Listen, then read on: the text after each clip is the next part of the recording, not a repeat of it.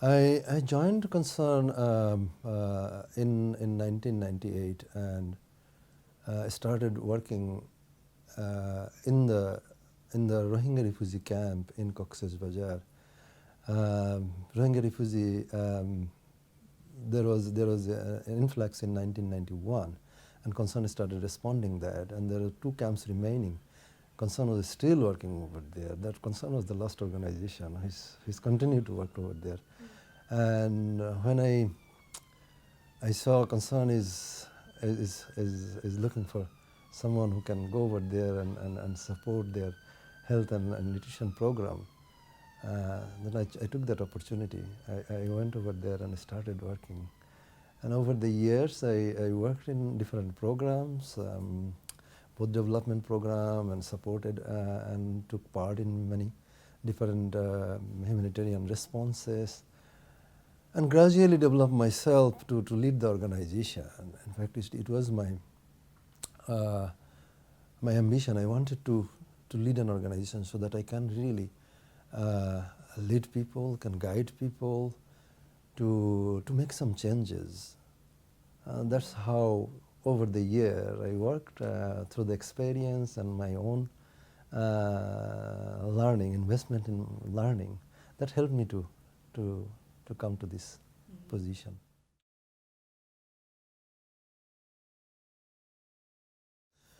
I think is important about the purpose. Whatever you do in your life is important to find the purpose. Why really want to do that? Or if you want to get somewhere, why do you want to get there? So it's linked back to my own personal life. When I graduated from the medical school, I actually spent 5 years time in my village to establish an organization. It's a kind of a development organization and mobilizing local resources to run that organization. But I started with a group of friends, but we could not continue that one. And then I thought it's better to learn because we did not have that experience. So I was trying to find an organization where I can learn. So from the very beginning, I wanted to lead an organization. That organization will really be efficiently working for the people. So that's the purpose. So I wanted to make some changes. And then I see that setting the purpose and then identifying the purpose, and then you find the path. You need to make that investment. I need to have serious commitment and dedicate your time and resources, and you need to have ability to learn, so you can grow up. There are a number of skills and competencies you need for developing that humanitarian leadership. Is first and very important to me is the commitment. Is the commitment to serve people. Is your humanitarian heart. Are you really committed to support other people? It's a selfless. You need to have that heart. You need to have that urge inside you to go and to support people and to take the pain. So that's very important. Otherwise, you cannot really do this kind of work in the crisis, in the insecure environment, in the difficult situation. You can't. So this is very important, I see. There are other areas is the analytical ability, is the capacity to analyze the situation. There are certain emergencies happen all on a sudden, and then you need to quickly analyze what is the need, what needs to be done, and there are certain crises happen gradually. You get time, you start analyzing, you can forecast that what is going to happen. So your analytical capacity is very important, looking forward, what is going to happen and what needs to be done. And another area is important, is quick decision-making capacity. It's very, very important in humanitarian leadership, in handling crisis. You cannot wait. You need to make quick decision. It's a kind of a capacity you need to learn. Other area is a capacity to mobilize resources. How do you get resources? Where to go and influence people?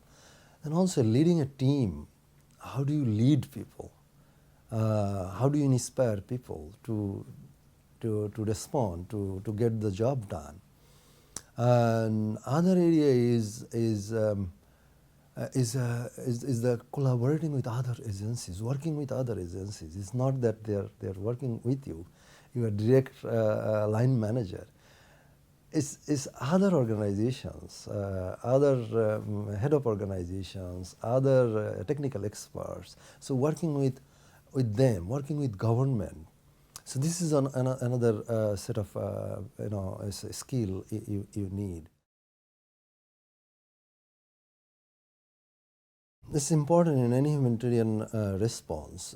It is very important to work with the wider stakeholders. The humanitarian architecture, the coordination architecture is very important, because you cannot respond alone here. There will be when there is a big crisis, there will be a number of institutions worked here. If you look at who are the actors here, is the government, is the UN system, is the international NGOs, local NGOs, and the local people. So it's a wider architecture.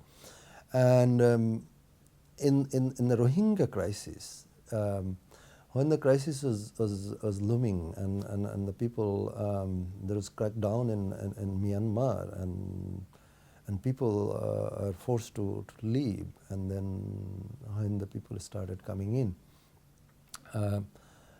concern was not on the ground at that time. There is some organization, international organization and local organizations, they were operating in that area and working with the previous group who came long ago. Then when the new influx started coming in, and we see the extent of problem, and we know there are huge number of people will be coming. Immediately we decided that we as a humanitarian organization, we need to respond. The organizations who are working over there, they will not be able to cope with this pressure.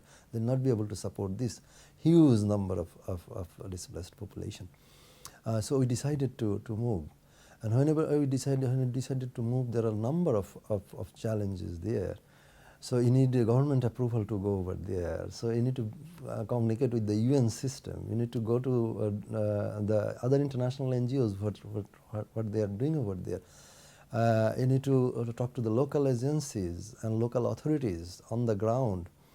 So working with them and negotiate the space first. This is very important, that you are clear that why you are going and what you are going to do over there, so everybody is aware of it. And then they can get the approval from the local authority. And within the approval, your organization alone, you need to bring a lot of support from other organizations and move collectively. So these are the few immediate steps that involvement was required. But when we set up, we enter over there and we started operating. This is important, that we need to know about the humanitarian architecture. There are different sectors and clusters. In Bangladesh it's called sector, but globally it is clusters.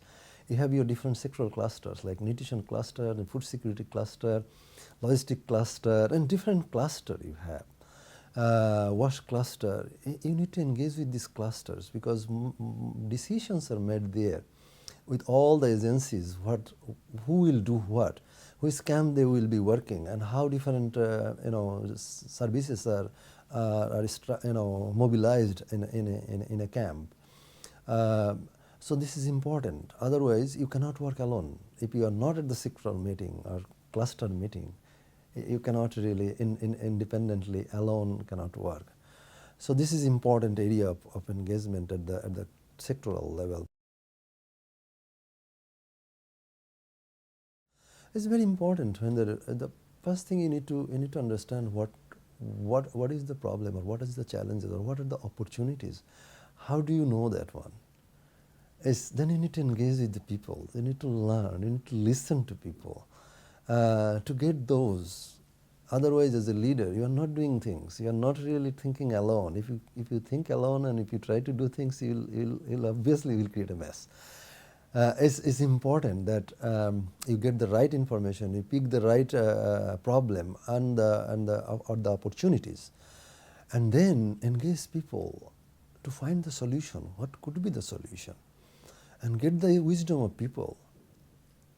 And then you, as a leader, you see what would be the best possible solution. Build that consensus with the people, and people will own that one. So it's important that you listen to them, you value. It's listening that not that I'm just hearing from someone. It's the listening to understand what is the meaning of it. What is the key element of the suggestion. So those are the, it's very important. First, it's important if you work in this humanitarian situation and crisis. Often it's very complex. It's very complex, and some of the environment is very insecure due to the nature of the situation or conflict, and also the enormous workload that you, when you are in the response, then it's a kind of a it's 24 hours, 7 days a week work. It's a huge pressure, and also negotiating with all these organizations, government. We work within a very challenging situation. That all these, mount pressure on you, and it is very stressful. It's very stressful. First, we need to have that recognition. It's very important that we recognize this. It will be a very stressful job.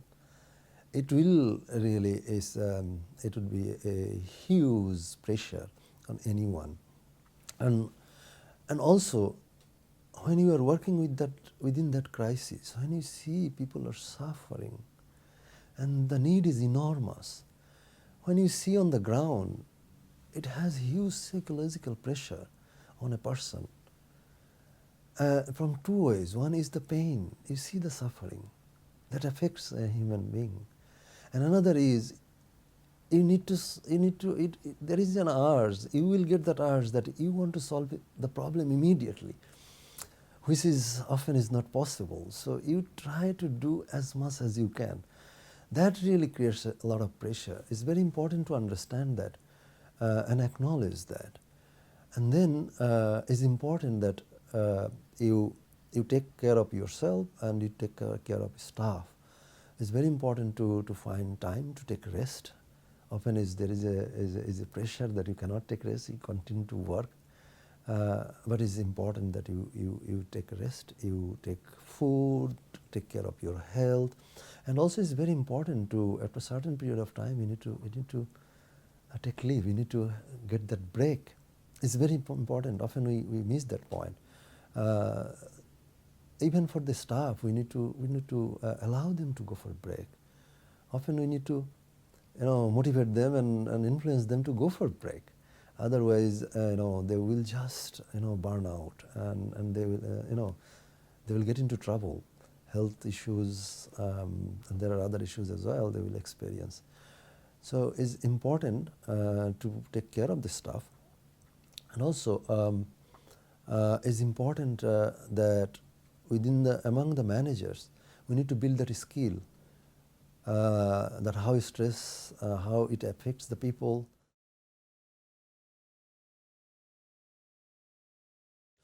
No, it's very important to build that humanitarian leadership capacity at the national level.